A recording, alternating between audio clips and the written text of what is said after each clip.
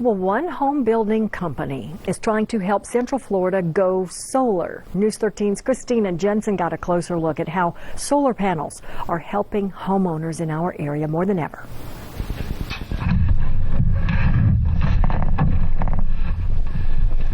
This is the future of home building for Meritage Homes.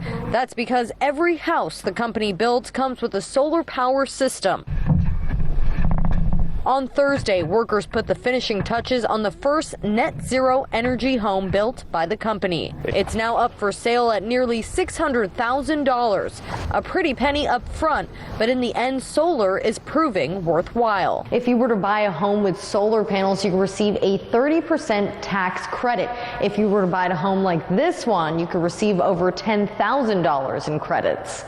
Reporting in Orange County, Christina Jensen, News 13. More on red box than your electric bill. Meritage Homes plans to build more than 800 houses in 23 Metro Orlando communities, all equipped with solar panels.